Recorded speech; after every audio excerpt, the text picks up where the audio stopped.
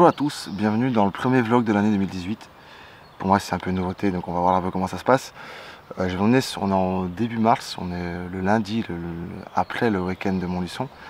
Ça fait quelques semaines, je crois que ça fait la deuxième semaine que j'amorce un tout petit plan d'eau où j'ai vraiment du mal. Je vous expliquerai plus tard dans la session et dans la vidéo pourquoi, etc., etc. Donc là je viens d'arriver sur place, il est 10 h du mat.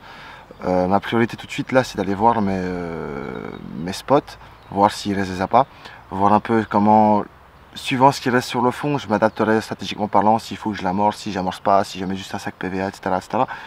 Je viens ici pour faire du sibling, je viens pas ici pour prendre beaucoup de poissons, en plus c'est pas du tout le genre d'eau où on peut vraiment faire du rendement puisqu'il y a très peu de carpes dans le site. Donc la semaine passée je suis venu pendant 3 nuits et j'ai fait qu'un petit poisson tout petit, d'ailleurs que je vois souvent, je vois où il vit, et il vit avec 5 autres poissons. Et il y en a un de ces 5 poissons qui est vraiment conséquent pour ce plan d'eau. Je pense qu'il doit faire plus de 20 kg allègrement. Et c'est un poisson que j'avais déjà vu il y a 7-8 ans, la première fois que j'étais venu pêcher ici. Je l'avais vu aussi en début de saison. Et je l'avais aussi estimé à la vingtaine et c'était à 7-8 piges. Donc le fait de l'avoir vu la semaine passée pendant 3 jours pendant que je pêchais, surtout le dernier jour, je l'ai vu quelques fois quand je posais mes lignes. Ça m'a vachement agacé.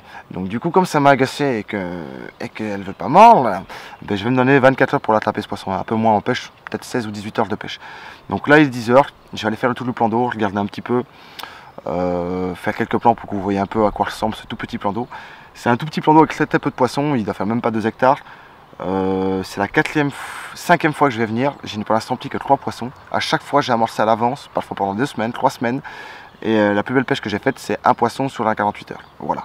Donc, parce que c'est petit, que c'est facile, souvent on entend ce genre de choses. Là, c'est pas le cas. C'est petit, et je pense que s'il y a 40 carpes dans le bazar, c'est pas mal déjà.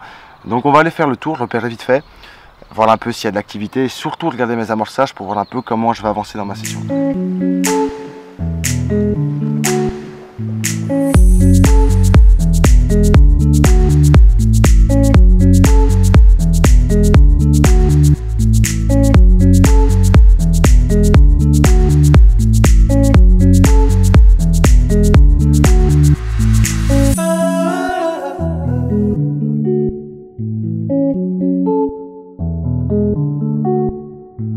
Positif quoi.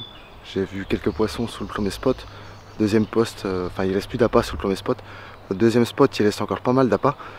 Là-bas je voulais foutre 2 cannes sur ce spot là et un seul spot sur la zone à grosse. J'ai pas vu le grand poisson, j'ai vu que ses copines. Dans le poisson que j'ai fait la semaine passée d'ailleurs. Je suis un peu indécis, donc là ce qu'on va faire c'est que je vais me dépêcher d'acheter le matériel.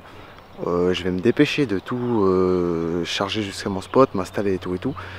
Et je ferai un point tout à l'heure. Je sais pas encore ce que je vais vraiment faire.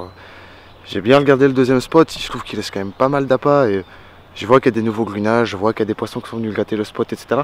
Mais je voulais placer 2 cannes dessus sur le toit et je pense pas que je vais mettre mes deux cannes sur ce spot. Je la sens pas l'histoire. Donc je sais pas encore. Je vais réfléchir en m'installant et voir un peu ce que je ferai.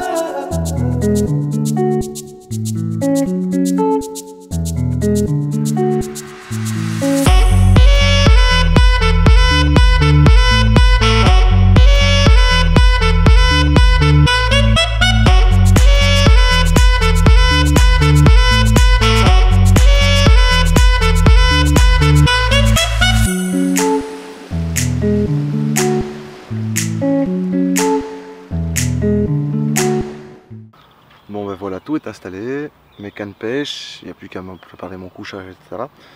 Donc pour faire un petit topo du site, en fait c'est un petit plan d'eau qui doit faire entre 1,5 hectare et 2 hectares à grand max. La première fois que je suis venu pêcher ici, c'était avec Nicolas Delers et Soel Brich.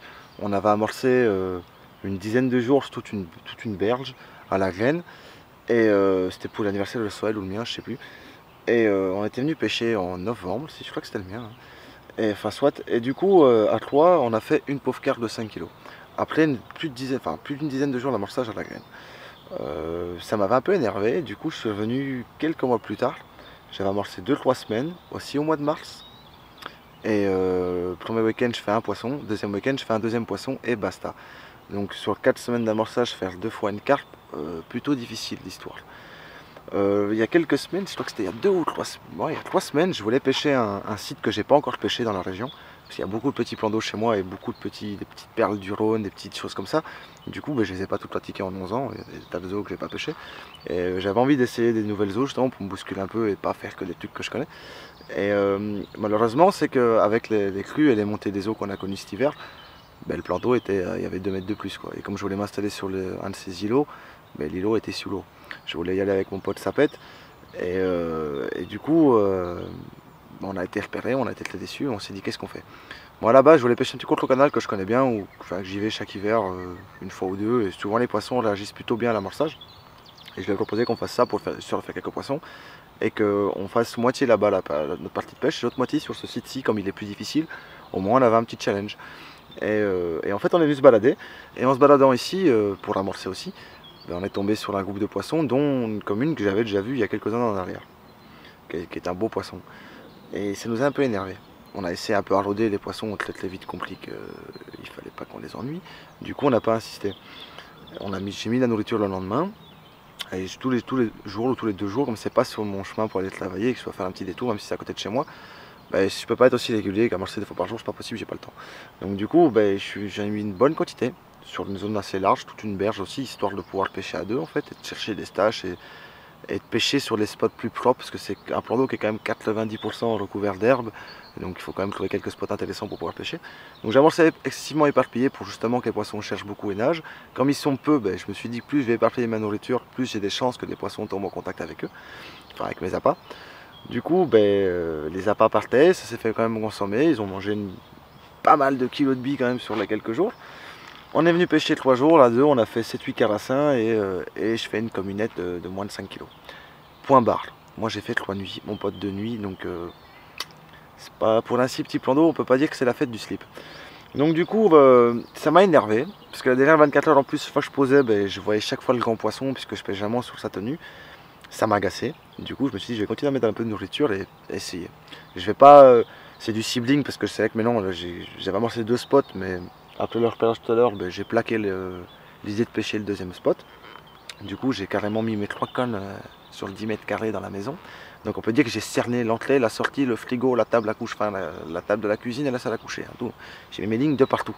Donc l'arbre, elle est vraiment cernée dans différentes profondeurs. Et je pêche une tache de caillou qui est vraiment, je pense, l'entrée et la sortie sur ma canne du milieu, l'entrée ou une sortie de l'arbre. Parce que c'est pour ça que c'est si dégagé, les poissons, je les vois passer en dessous.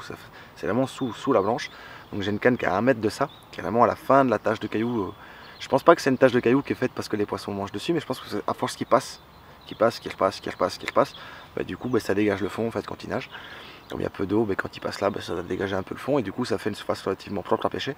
Donc j'ai mis une canne dessus, à la limite des substrats sales et du gravier, vraiment à la limite pour m'éloigner le plus possible de l'obstacle, ce qui fait que ma ligne est plus ou moins à 1,50 m, 1,80 m des zones à risque. Mais c'est une canne que je pêche frein fermé, avec des montages très solides, du 35 livres en bas de ligne, des hameçons numéro 2.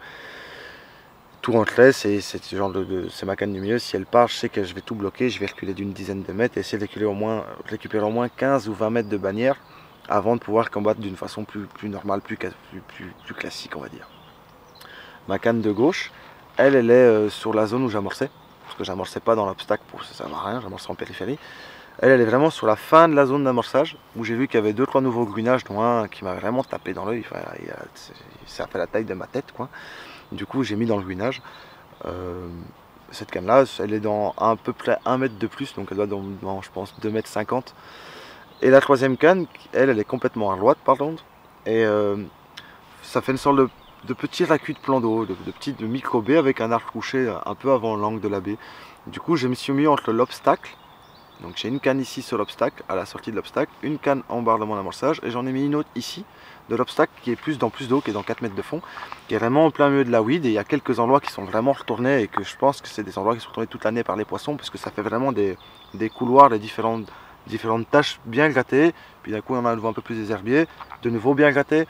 Par contre c'est sur la même ligne, donc j'ai l'impression que c'est un passage de poissons, que c'est un endroit où les poissons viennent gratter, et viennent s'alimenter.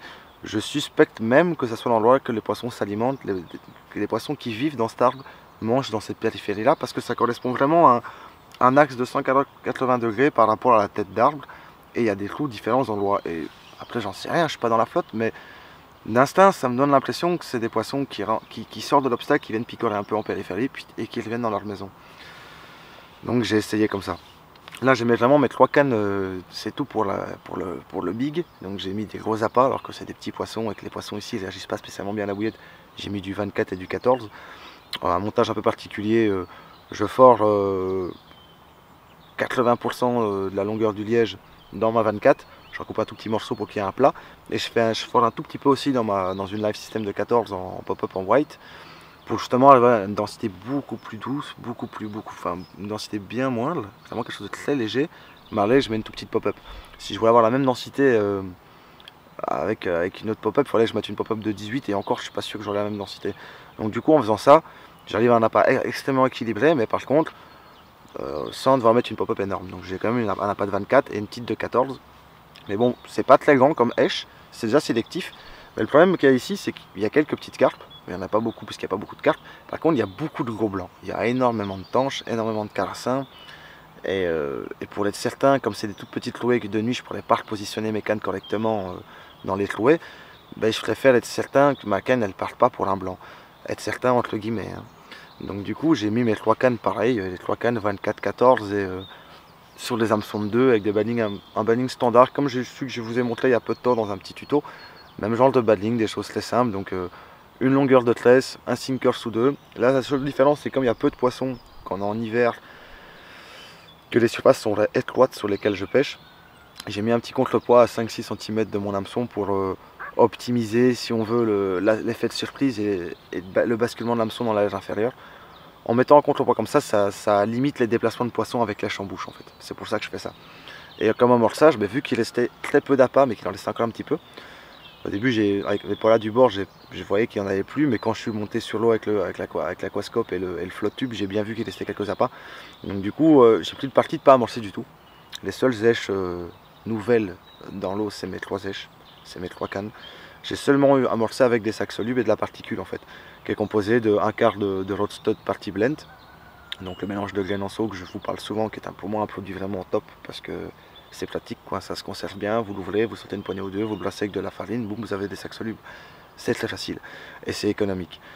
Et j'ai composé ça de un quart de Rodstud Party Blend, de farine d'arachide grillée, de krill micromasse parce que j'en suis complètement accro à ce produit, et de Life System broyé. Tout simplement, j'ai juste mélangé les 4 ensemble et terminé. J'ai fait 3 sacs solubles pour mes 3 cannes et je me suis fait avec le reste de ce que j'avais fait comme préparation 3 petites mandarines par canne en fait. Donc chaque canne a reçu ses 3 boules d'amorce et son sac soluble et basta. Donc il y a juste de quoi marquer le spot, juste de quoi marquer les substrats et d'intéresser un peu du poisson, de créer une zone de vie, une zone d'activité en fait, mais il n'y a rien à manger. Concrètement, je crois que s'il y a 15-20 morceaux de bouillette un peu plus conséquents, tout le reste c'est de la particule, même les garlons peuvent les manger.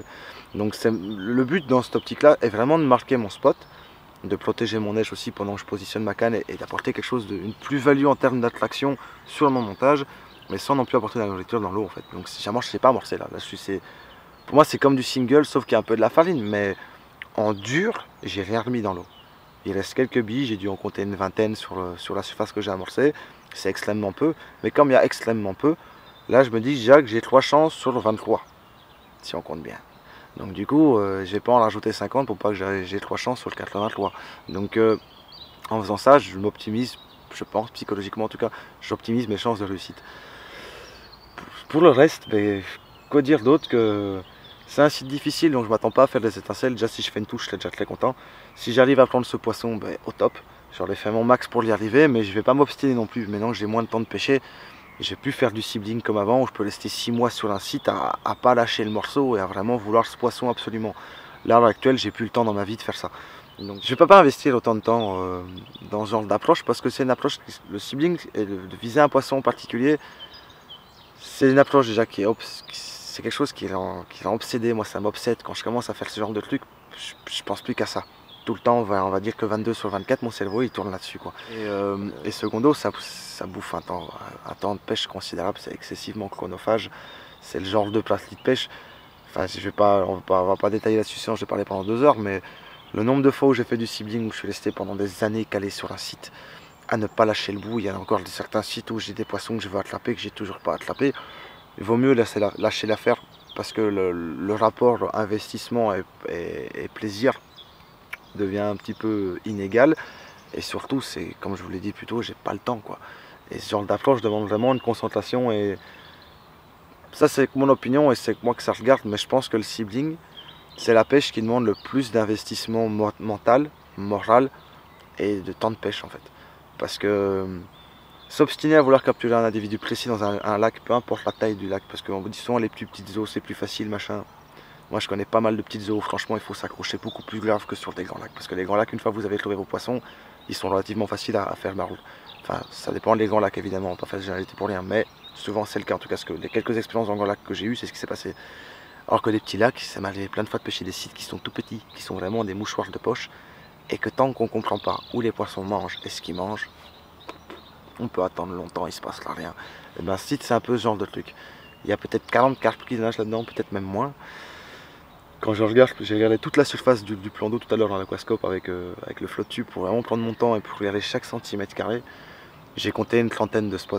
Une trentaine de spots où les poissons viennent se nourrir. C'est tout. Des trentaines de spots qui font quoi, entre 50 cm² et 1,50 m ou 2 m² sur presque 2 hectares de flotte. Ça démontre bien qu'on lance pas n'importe où, c'est pas le genre de plan d'eau, on peut se fonder en disant ah, il y a de la weed, je vais pêcher au shot, boum boum boum. Ouais, mais je pense que les shots ils peuvent rester très très longtemps dans l'eau avant que quelqu'un les touche quoi. Donc c'est le genre de pêche qu'il faut essayer vraiment de cerner les poissons et de comprendre ce qu'ils font et pourquoi ils vont là et pourquoi ils font ci et pourquoi ils font ça. Si on comprend pas tout ça, ben on fait du camping. Et c'est ce qui va se passer, j'ai l'impression, c'est que même si j'ai compris où je mets mes cannes, je sais pourquoi je les mets là, et j'ai une stratégie qui me semble sur le papier concrète, il y a 95% de chances que je fasse du camping cette nuit, que demain matin je plie, je pleure et je rentre chez moi, quoi. Donc le sibling, c'est quelque chose de particulier, c'est quelque chose qui me prend beaucoup de tripes, beaucoup trop. Je l'ai fait ça pendant peut-être 15 ans de ma vie. Maintenant j'ai plus le temps, je vais à la pêche plus pour le fun, et j'ai quand même encore cette notion de défi parce que j'ai besoin de ça pour avancer, pour progresser tout le temps. Parce que j'entends souvent des grands pêcheurs, oui mais moi j'ai compris, j'ai fait le tour. Moi ça fait 28 ans que je pêche la carpe et j'ai vraiment pas fait le tour. Et le jour où je pense que j'aurais fait le tour, je me mettrai à autre chose. Mais je sais pertinemment bien que ça n'arrivera jamais. On peut pas faire le tour de la pêche. Les gens qui se prétendent, qui ont la prétention de prétendre qu'ils ont fait le tour de la pêche, je suis pas d'accord avec ça. Pour moi, ils ont regardé ça d'un mauvais angle et d'un mauvais œil. On peut pas faire le tour d'une chose comme ça. Chaque site, chaque poisson est unique. À partir de ce moment-là, à chaque fois qu'on pêche quelque part, c'est un nouveau challenge, c'est un nouveau défi, c'est une nouvelle compréhension. On peut pas dire qu'on fait le tour. Sinon, c'est que vous pêchez tout le temps le même endroit et que vous avez compris, certes, vous avez fait le tour de ce plan d'eau.